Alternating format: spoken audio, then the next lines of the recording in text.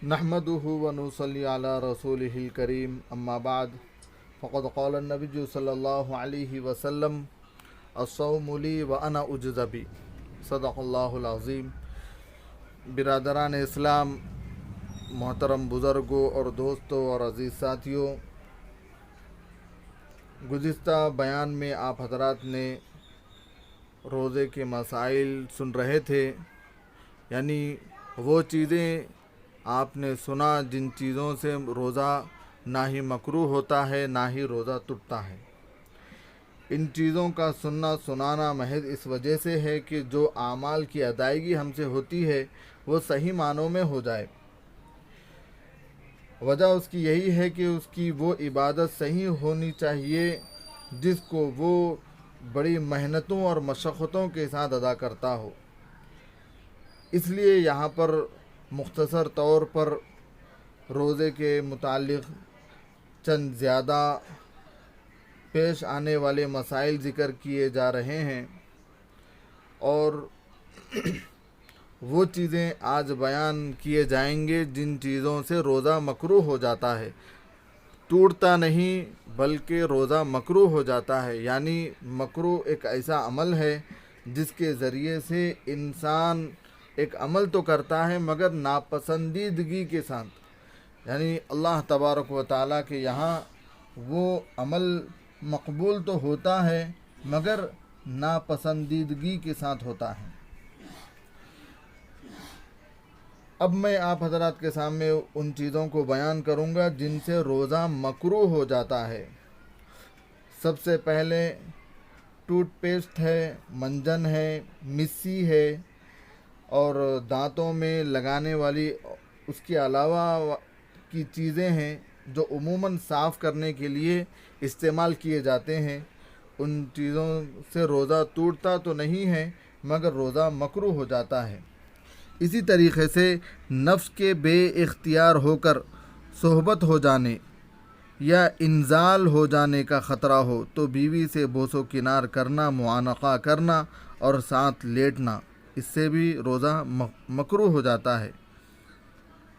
یعنی اس کو اگر عام انداز میں سمجھایا جائے تو اس کا مطلب یہ ہے کہ جب ہم اپنی بیوی کے ساتھ ہوتے ہیں اور نفس بالکل بے اختیار ہو جاتا ہے کہ میں اپنی بیوی سے ملوں، اور یا اس چیز کا اندیشہ ہوتا ہے کہ میری منی اب نکلنے والی ہے یا نکل جائے گی، اس کو انزال کہتے ہیں، اس کا خطرہ ہو، تو ایسے وقت میں بیوی سے بوس و کنار کرنا یعنی چومنا چاٹنا کرنا روزے کو مکروہ کر دیتا ہے۔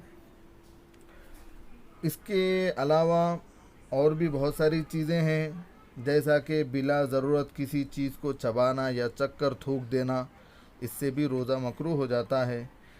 روزے کی حالت میں غیبت کرنا، کسی کے ساتھ گالی گلوچ کرنا اور زبان کی بے راہ روی اختیار کرنا، جیسا کہ جھوٹ ہے، چغلی ہے اور حسد کرنا، غیبت کرنا، جتنے بھی یہ اعمال ہیں حقیقت میں تو یہ گناہ کبیرہ ہے مگر ان چیزوں سے بھی روزہ مکروہ ہو جاتا ہے۔ اسی طریقے سے لڑنا جھگڑنا، گالی گلوچ کرنا، خواہ کسی انسان کو گالی دے یا بے جان چیزوں کو گالی دے، عموماً ہوتا ہے ایسا کہ غصہ آ جائے تو کسی چیز کو گالی دے دیتے ہیں، کسی چیز سے ٹھوکر لگ جائے تو اس چیز کو بھی عموماً ہم گالی دے دیتے ہیں۔ ان چیزوں سے روزہ مکروہ ہو جاتا ہے۔ خون دینا اور فسد کرنا، یعنی بلا وجہ کے کسی کو خون دینا ہے، اگر ضرورت پر ہو تو بہت اچھی بات ہے۔ اسی طریقے سے اپنے منہ میں تھوک جمع کر کے اتنی بڑی مقدار میں نگل لینا کہ جس سے منہ بھر جائے تو اس سے بھی روزہ مکروہ ہو جاتا ہے، ٹوٹتا نہیں۔ بلا عذر رگ کے ذریعے گلوکوز چڑھوانا، اگر بیماری ہے مستقل طور پر تو اس کے لیے کوئی عذر نہیں ہے، اس کے لیے ایک عذر ہے کہ وہ گلوکوز چڑھائے یا انجیکشن وغیرہ لگوائے۔ بلا کسی عذر کے گلوکوز چڑھانا یا انجیکشن وغیرہ لگانا یہ روزے کو مکروہ کر دیتا ہے۔ تو ان چیزوں سے خاص طور پر ہم احتیاط کریں، کیونکہ ہم جن چیزوں کے لیے محنتیں کرتے ہیں اور مشقتیں کرتے ہیں، اگر ان چیزوں کے متعلق ہمیں صحیح معنوں میں نتیجہ نہ نکلے، اجر و ثواب نہ ملے، بلکہ وہ اعمال ہمارے منہ پر مار دیے جائیں، تو ہمارا اس میں سب سے بڑا نقصان اور سب سے بڑا گھاٹے کا سودا ہوگا۔ دعا کرے کہ اللہ تعالی ہم سب کو صحیح معنوں میں روزہ رکھنے اور اس کو اللہ کے حضور مقبولیت کے طور پر پہنچانے کی توفیق نصیب فرمائیں۔ آمین۔ وآخر دعویٰ ان الحمد للہ رب العالمین۔